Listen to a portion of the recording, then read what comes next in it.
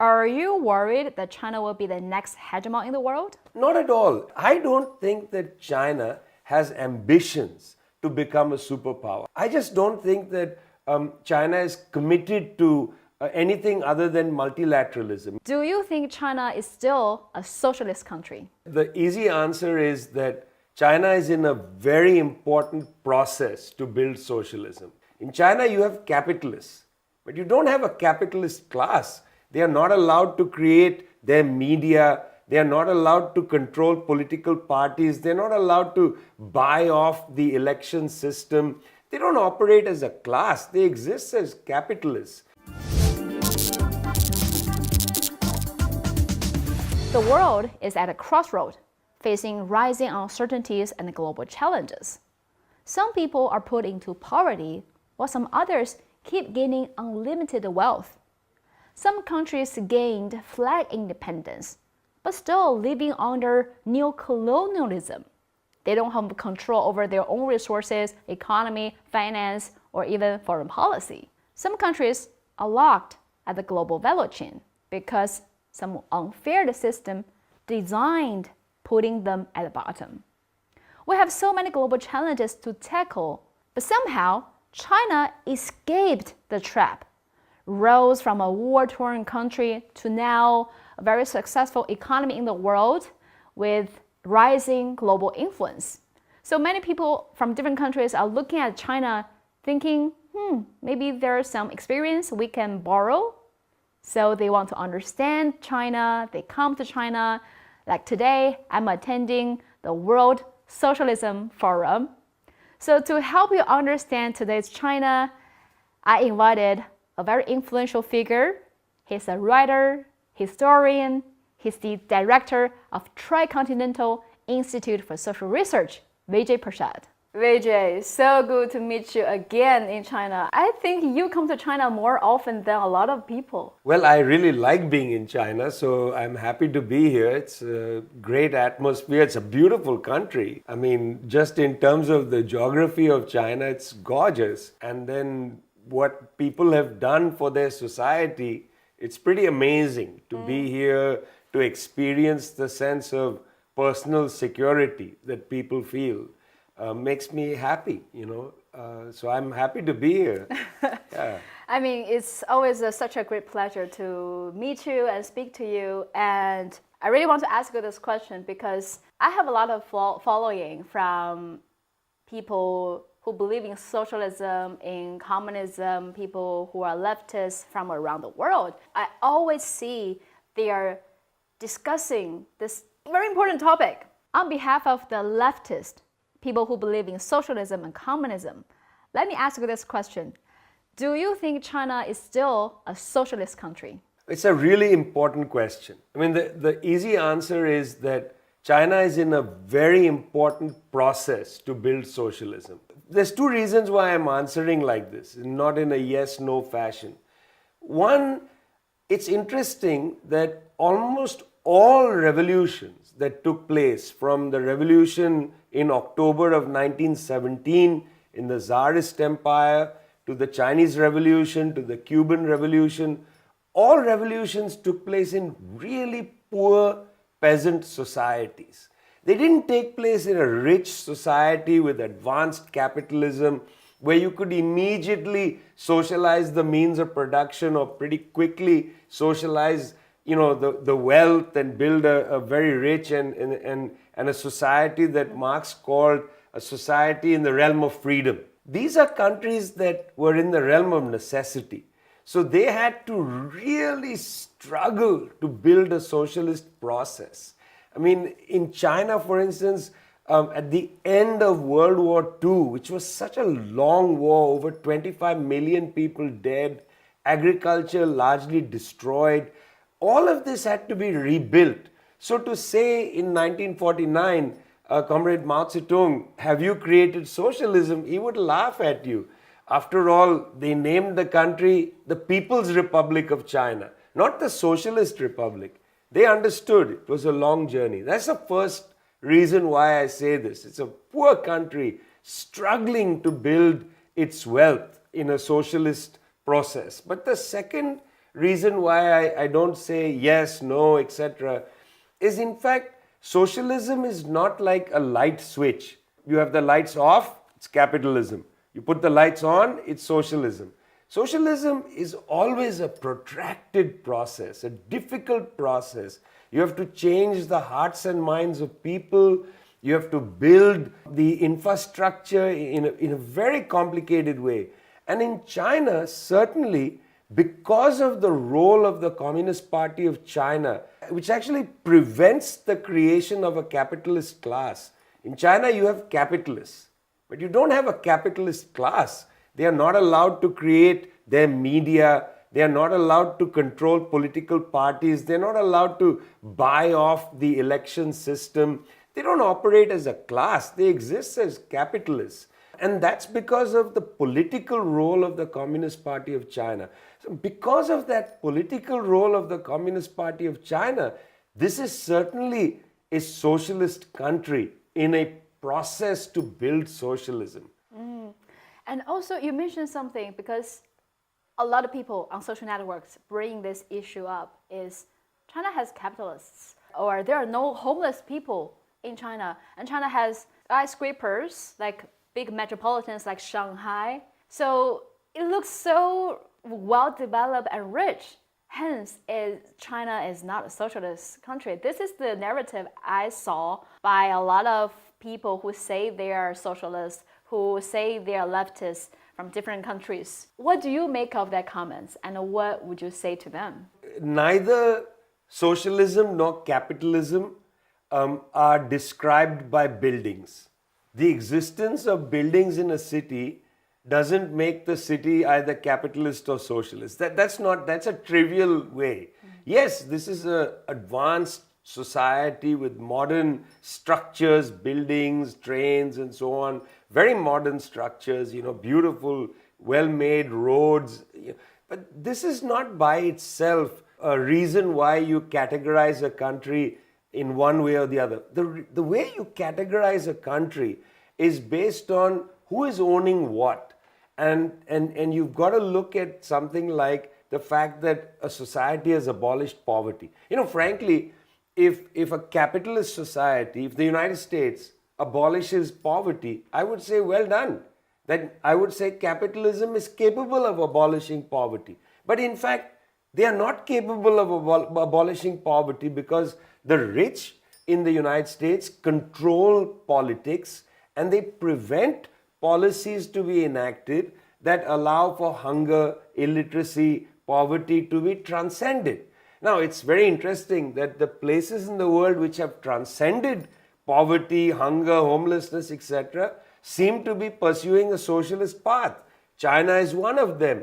The state of Kerala in India has just overcome absolute poverty. It's a state run by a left Democratic Front government. It's not a capitalist process. Vietnam, for instance, very close to abolishing poverty, hunger, and so on, happens to be led by a workers' initiative, workers' party, and so on, the Communist Party in Vietnam. So, if capitalism could overcome hunger and homelessness and poverty, I would salute it. But it hasn't been able to do that. It's not the buildings, it's the belly. Don't look at the buildings, look at the belly. There's a lot of discussions in the world because China's influence on the world stage is rising day by day. So a lot of people are concerned or worried that China will become an imperialist country. So let me ask you this question. Are you worried that China will be the next hegemon in the world? Not at all. And the reason I don't worry, let me put it this way. China is a very big country. It has 1.4, 1.5 billion people. It takes up a lot of space in Asia. It is surrounded by much smaller countries. And obviously, smaller countries that are next to a big country feel a little anxious, what's going on and so on. I understand that. That's the case with all small countries and big countries. That has nothing to do with communism, socialism, capitalism. It has to do with the size of the country. That's a normal situation for countries to feel uneasy. But I don't think that China has ambitions to become a superpower. I don't think so. And the reason I don't think so is it's made no move to build for instance, a military capacity that's offensive. Largely, China's military capacity is to defend itself from an attack by the United States and its allies. It's the United States that has built 900 foreign military bases, including many bases around China. China is not interested in building military bases in the Caribbean to threaten the United States and so on. I just don't think that China is committed to anything other than multilateralism. It's made it very clear in public statements from President Xi Jinping and others. They are committed to the UN Charter, the United Nations Charter. They are committed to multilateralism. I take them at their word. They are not building a military for world conquest. And with a continent like Africa, they have said we are interested in industrializing Africa. We are not just interested in extracting raw materials. I think all of this is evidence, at least for now, that China is definitely not interested in world domination. This is not a game of risk. That's why I think recently Trump said his meeting with the Chinese leader is a G2. And for us, I think we don't believe the description as G2 because G2 implies there are two superpowers dominating the world. Feels like the US is ready to share the dominance with another power. But that's, at least from what I understand, from reading all the government officials, documents, policies, and China shows no interest to be, to dominate the world. China has no interest to be imperialist. And it's actually boosting. If you read the speech that Chinese president gave at multiple international conferences, either the recent APEC summit in Korea or other big conferences, it always says we need to build we need to protect the multilateral international trading system. We need to boost multilateralism in the world. So I don't know whether you agree with this point, because from my point of view as a Chinese, China is boosting this multilateralism to make sure every country, either big or small, you have a fair say on the international stage. Well, look, firstly, for many years, China was not really interested in joining the Global South countries in a bloc. You know, when the Global South countries in the 1960s created the Group of 77, in the United Nations, China didn't join the G77. It used to vote with the G77. We used to call that G77 plus C. It was always plus C. In 2009, after the global credit crisis, the big financial meltdown, China actually joined a process which was BRICS. There's a C in BRICS. It's not BRIS plus C. It actually joined the BRICS, a very interesting development. And China has been increasingly talking about itself as a member of the Global South. I find this interesting. I also found the development, the maturing of the Shanghai Cooperation Organization. The SCO starts as a group in Asia worried about the Taliban. This was in the 1990s. It was a security body. It has matured, where they are now thinking of building a development platform, perhaps even some sort of funding mechanisms inside the Shanghai Cooperation Organization and so on.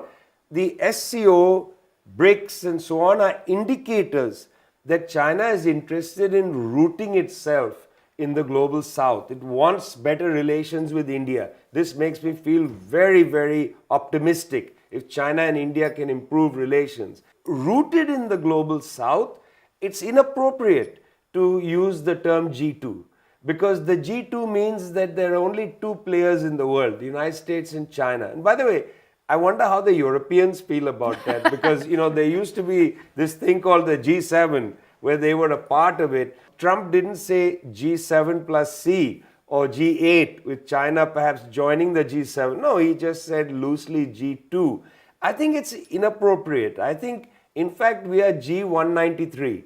It's the United Nations. That's what counts. And I think China's rooting itself in the Global South, saying that it is a developing country and so on, is a very important indicator of the leadership role China has to play alongside India, Brazil, other countries, South Africa, for the Global South inside the United Nations. I think I see a very I feel very happy seeing that recent years, a lot of people from Global South are coming to China either as tourists or either as students or either working in China. I see a rising number of people from Latin America, Africa, Arab world coming to China. So it feels, and I do hear a lot of them saying, China's development is a miracle. There's so much that we can observe and maybe learn one thing or a few. Maybe we can adapt it in our country to help our people get out of poverty. Can you give us a perspective for the Global South? So what China has done can be adapted to the Global South countries? I've been very interested in this question of what can the Global South learn from China and how can the Global South partner with China to do various things. Because of that, in our Institute Tricontinental, we started a collaboration with the Chinese journal Wenhua Zhongheng, and we built an international or Global South edition where we have Chinese scholars write in English, Spanish, Portuguese, and other languages, explaining how, for instance, China built high-speed rail. What was the process? What was the procedure? How did China build such an impressive, let's say, battery system, electric energy system, and so on? We want practical articles. We want to learn what are the debates and discussions inside China. Because the issue isn't, that you take a Chinese train and start running it in Africa. No, it's how can the African countries build their own train systems? How can Latin American countries develop their own electric car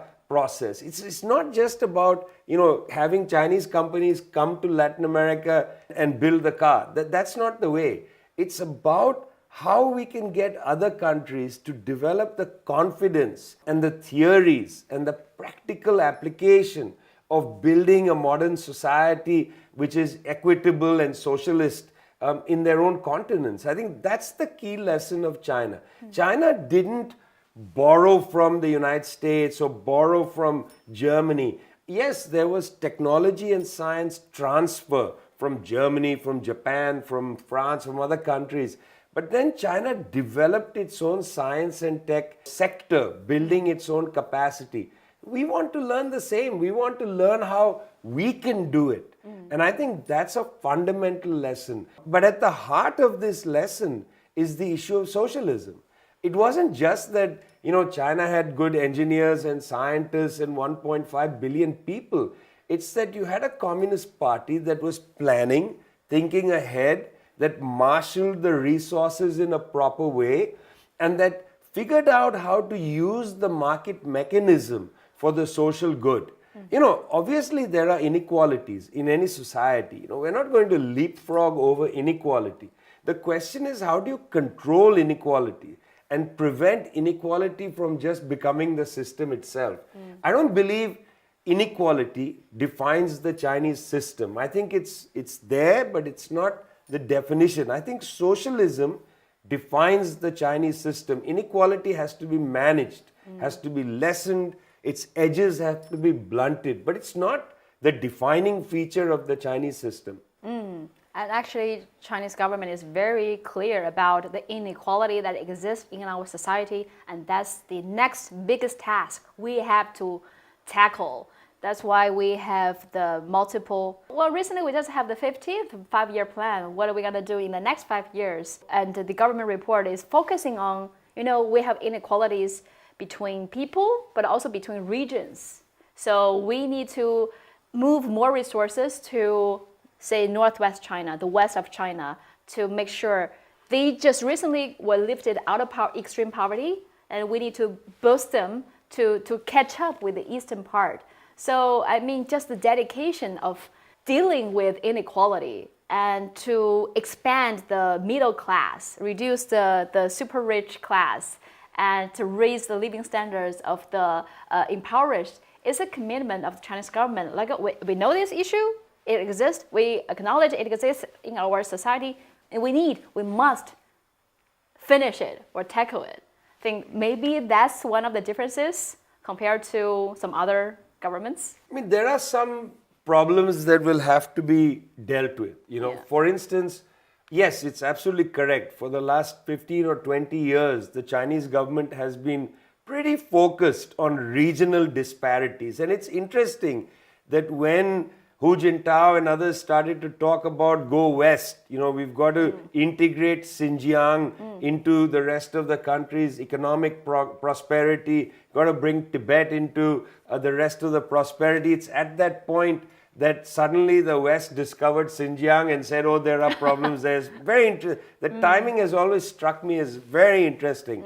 Okay, all of that is true, but there are going to be some problems that China will face. For instance, as you grow a middle class, you have to also make sure that you don't enter into what is an aspirational crisis, where middle class families start to say, look, we don't want our children to do certain jobs. And then you have a problem that where certain jobs are seen as below you, and you don't want it to happen. And then you have to bring in migrants to replace your own population. This is what happened in capitalist societies, where the middle class started to grow, and then natives of that country said, we don't want to clean buildings, we don't want to pick strawberries, and let's just bring in migrants to do that. You have to create a sense of the vitality of labor to pay jobs that are seen as not so prestigious well, to treat them with respect and dignity. That's got to be the role of the Communist Party, to make sure that people don't say, look, people who clean buildings, that's a lower form of work. We are a middle class family. We don't want our children to do that. You have to change that attitude. But also, you're moving in a direction where there is much more mechanization in society. A lot of things are happening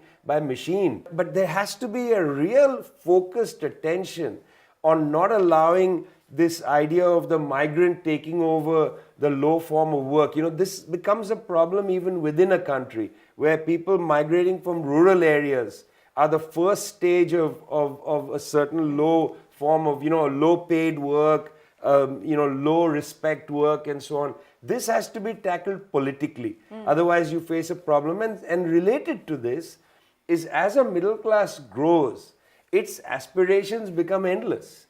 And aspirations have to be managed culturally.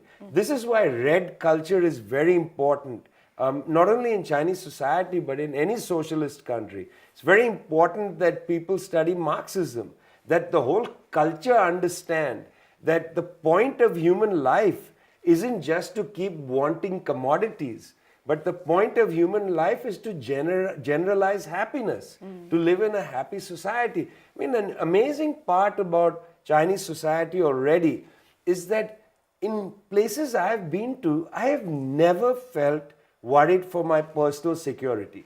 And I've never felt my soul hurt by seeing a homeless person on the street, somebody begging, hungry, and so on.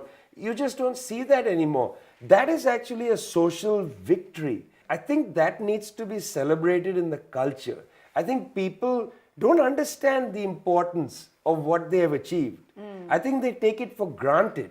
And that becomes dangerous. When you start taking that for granted, and you don't understand the enormous cultural victory you've made, you start to think, well, it's normal now, I want more. That has to be confronted. But that's a political fight. Let's talk about Global South. So I remember at the Global South conference, many Global South people are asking this question, because China and all the Global South countries share the same history. We were all colonized, we went through humiliation, but how come China rose from the ashes, rose from a colonized country to an independent country with very powerful economic and global influence? So how come China rose from colonization and humiliation, but many countries in the Global South still haven't? What's the difference? Well, one of the great differences is China had a revolution. There was the Chinese Revolution of 1949, and China was able to defend its revolution. Other places had massive changes. Indonesia, Sukarno led a process. It was moving in a direction of the left. It wasn't a revolution like in China, but it was a considerable process. He hosted the Bandung Conference in 1955. 10 years later, he suffered a coup d'etat. 1 million communists were killed in Indonesia in just a matter of weeks. They were not able to defend what they had done. See, in 1949, when China had a revolution, the Chinese leadership was very clear. We better quickly learn to defend ourselves. We have a Red Army, but we need to learn to defend ourselves. What did they have to do? I don't think, Zhou Enlai and Mao Zedong and others were so excited to have a nuclear bomb. I don't think they felt, let's go nuclear, No, they had to do it. They were under pressure. If we don't have a shield to protect the Chinese Revolution, they will overthrow us. When the revolution took place in the Tsarist Empire in 1917, all the imperialist countries attacked the young Soviet Republic. Similarly, in China, there was a great worry. There were armies being backed by the imperialists in Burma to attack China from the south. There was military support given to the province of Taiwan and so on. There was a war, an active, dangerous war in Korea, which the Chinese had to go and defend. All of this was an indicator that they were going to attack the Chinese Revolution. China was able to defend its revolution. That's important. There's a very big difference between overcoming colonialism and creating an independent government, what Frantz Fanon called a flag republic. You're flying your flag, and actually being able to exercise your independence. Look, let's face it, the Communist Party of China played an important role. Mao Zedong played an enormous role in that. They were able to defend their revolution. By 1978, the reforms of 1978, when Deng Xiaoping moves a different agenda, they don't disband the Communist Party. In 1992, after the Soviet Union collapsed, they didn't collapse the People's Republic of China, they defended it. This is an enormous achievement, and I think people in China should be proud of it. People in the global south need to recognize that it's not just economic development, it's about political power. What can lead global south countries to have a revolution? I just share my 2 cents, my observations, because I have a fan base that make up by a lot of people who believe in socialism, communism from different countries. I feel the leftist people in the world are very divided in a way. They disagree with each other. How can we unite them all? Well, they always say that, you can either hang separately or you can fight together. Yeah, that's one of the sort of axioms of politics. But I think it's a very complicated issue. We have to go to the history of the left in an earlier period. China is a good example. The United Front policy. The Kuomintang and the Communist Party had enormous clash in 1927, the murder of communists and so on, and yet they created a united front. Yet the Red Army was converted into the 8th Root Army of the United Front. They were in Yan'an, they were fighting up there in the north, they were fighting alongside the Kuomintang against the Japanese. That is a sign of political maturity. The understanding that sometimes you have to set aside your differences and fight together against imperialism. I think the first lesson for the left globally is to develop both a united front attitude, very important to join with other people when you have to, but also clarify your own principles. Remember, in the 1930s, in the late 1930s, during the United Front period, it's not that the Communist Party of China said, we are no longer the Communist Party. They made it very clear to Generalissimo Chiang Kai-shek that we differ with you on all these things. We are not the same, but we will fight together against the Japanese. You have to have your principles, but you have to unite with people against the greater enemy.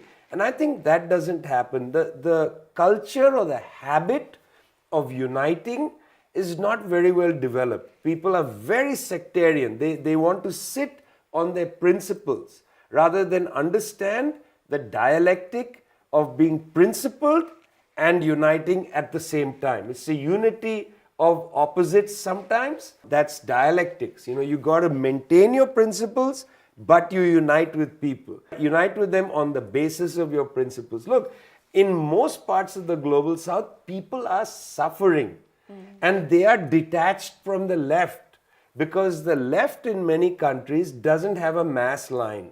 The left has its principles and sits here and is not able to throw itself into the people. Once you develop a mass line, you develop a project of being close to the working class, peasantry, oppressed sections, precarious workers and so on, you will be forced into a united front. And the reason is that the people are themselves not necessarily sectarian. They want to overcome hunger. They want to overcome despair. They don't want to be, there are 700,000 people a year die of things like loneliness. This is disgraceful. We have to be out there making them feel useful, that the world can be a better place and so on. For that, you need your principles, but you need the united front. Thank you so much, Vijay. It's always such a great pleasure to talk to you. I enjoy your speeches, and you give such powerful speeches everywhere you go. Well, I need to learn from you. Really. No, you listen. Let's not do this. But I would want to say you are terrific. You're doing such a good job explaining to people outside China about what China is, the complexities. People have a cartoon understanding of China, that they say things like China is this, China is that. I always say to them, it is 1.5 billion people, 100 million people in the Communist Party of China. There are great differences. You can't meet one person in China and believe that's all of China. That's racist. You got to understand its complexities. Welcome to the fact that China is a place of human beings, and human beings are complicated. Yeah. They are flawed, but they're trying to build something profound, and you are a good representative of that. Thank you. Guys, you hear that, right? Yes. Listen exactly. to Vijay, subscribe to my channels. Thank you. But of course, I really welcome everybody just to come to China, either as a tourist, either to study, to work, just to talk to people from different provinces, different ethnic groups, talk to the super privileged Chinese, but also talk to the people maybe still living in the villages to understand the complex. So Vijay, so good to talk to you. Nice to be with you.